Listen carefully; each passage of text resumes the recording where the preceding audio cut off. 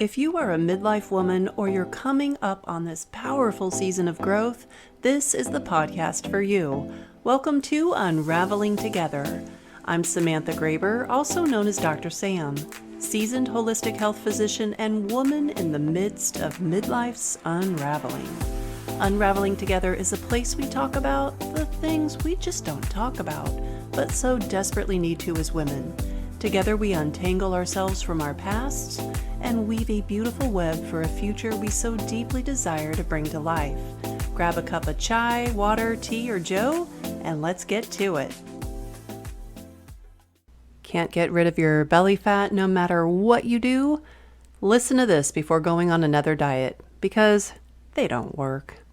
See, many of us have belly fat that just won't budge. We follow the so-called expert advice. We exercise more and we eat less, but the belly fat just sits there as if it's laughing at us and our futile efforts.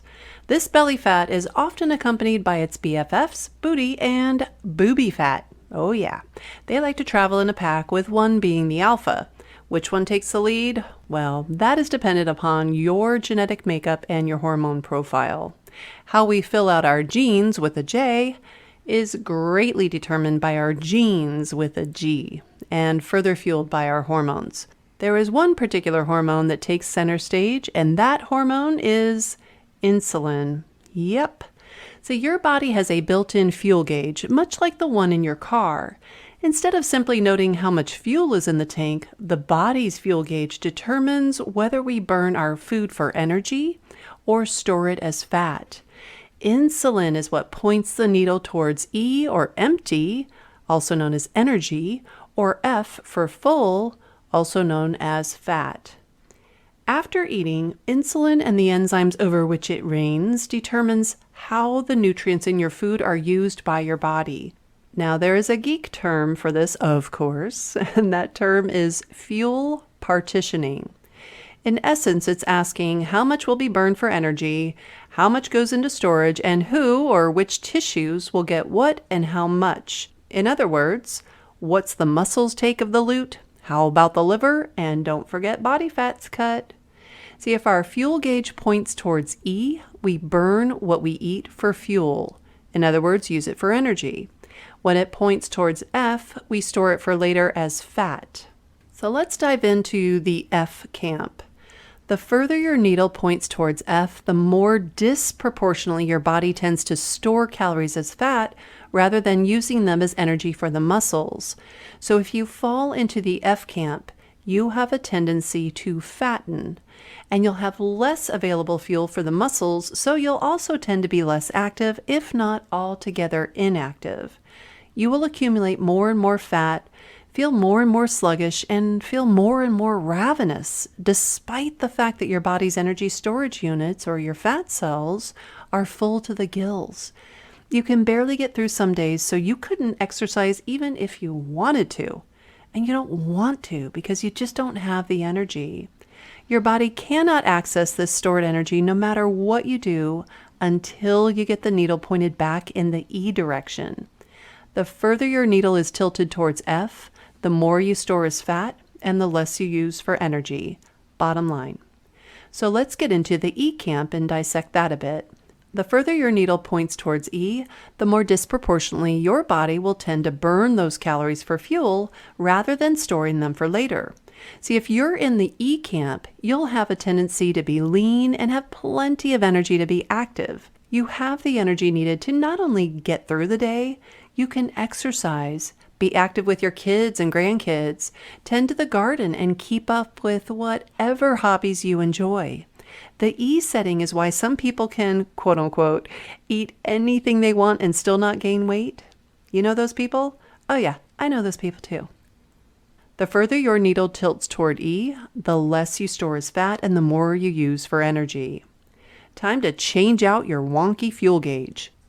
Those of us who are more F inclined feel jilted by our lot in the genetic lottery of life and envy these E folk.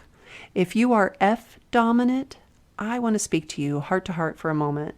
You are not broken. You are not lazy. And you are not destined to, quote unquote, be fat forever. Your body's fuel gauge is wonky. Your insulin level is out of whack. Your body has selective hearing when it comes to insulin. And there is good news. You can fix it. Now, the bad news is you have to fix it. There is no pill or injection that will fix your body's dysfunctional relationship with insulin. But Big Pharma will tell you differently. They'll tell you there's a pill for that. Big Pharma wrings their hands with delight when it comes to the midlife woman. They've been spouting their pills of plenty promises our way since our first periods. It is at that point that we became a target market, and a rather profitable one at that. Now they'll hurl one pill or another at us with empty promises to decrease this and increase that. A big one on their agenda when it comes to the midlife woman is menopausal hormone therapy, or MHT. The name implies there's something wrong and in need of fixing. Big Pharma and their prescription-slinging minions work night and day to convince us that there's something wrong with us when we're in perimenopause. They put multiple seven figures annually in marketing dollars behind their efforts. Another company line they love to add to their misrepresentation is that we are dried up after our menopause, so we best try to replenish everything about ourselves, most notably our youth. They market menopausal hormonal therapy as the cure-all to all that quote-unquote ails us in midlife. And they succeed because they've convinced us that there is, in fact, something wrong with us. But buyer beware if you buy into what they're selling.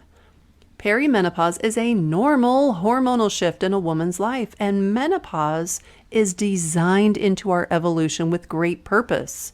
The reason we have all sorts of symptoms around menopause, also known as quote-unquote what ails us, is because we're stressing ourselves and therefore our cells to the max, and our body is unable to deal with the fallout.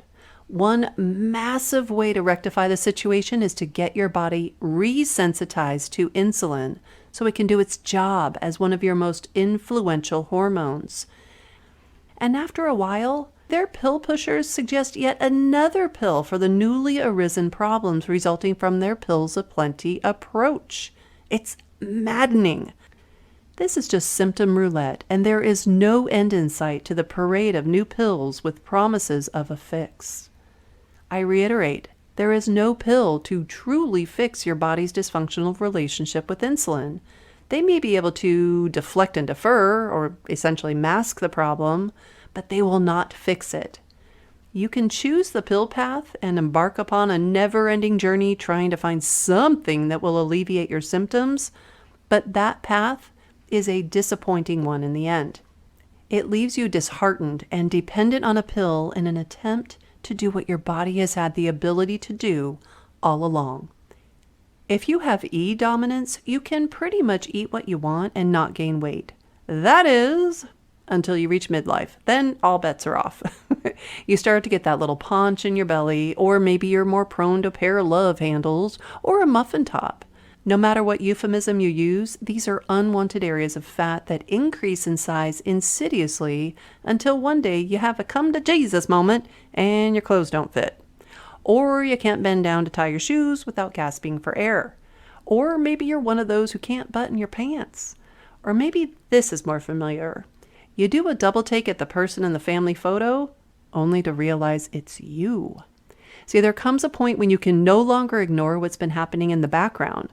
The midlife spread is often the first outward sign of a problem that's been bubbling to the surface for years, decades even, and it will get worse if you don't do something about it. I wouldn't deliver this less than stellar news without bringing along some good news. Whether you are an F or an E camper, your fix remains the same, and it has better results than any pill Big Pharma could ever even dream of patenting. Your one and only true fix is food. What and when you eat is the be-all and end-all when it comes to insulin. Anything that increases insulin will make you store more than burn. Anything that decreases insulin will make you burn more than store. And you can literally transform your body, mind, and life with your fork and knife. Any fork will do. In the next podcast, we'll cover more of my proven 12-step strategy for a body and brain that just won't quit. To get a jump on the process, be sure to grab the top 10 tips to jumpstart your sluggish metabolism freebie. The link is down in the notes. And I want to give credit where credit is due. The original fuel gauge concept came from Gary Taub's book, Why We Get Fat and What to Do About It. Highly recommend the read. That's it for this episode. Until next time, take good care of yourself and each other. Thank you for joining me on the Unraveling Together podcast. I'd love to turn this thing we've got into a dialogue. Follow me on LinkedIn at Dr. Sam Graber, where we can have conversations about all things midlife, perimenopause, and finding meaning through it all. If you want a deeper dive into exploring your midlife experience, consider joining the Unraveling Together community of rebellious midlife women. It is there that we roll up our sleeves and do the work. Unraveling Together is a resource hub, roadmap, and online coaching community curated by yours truly.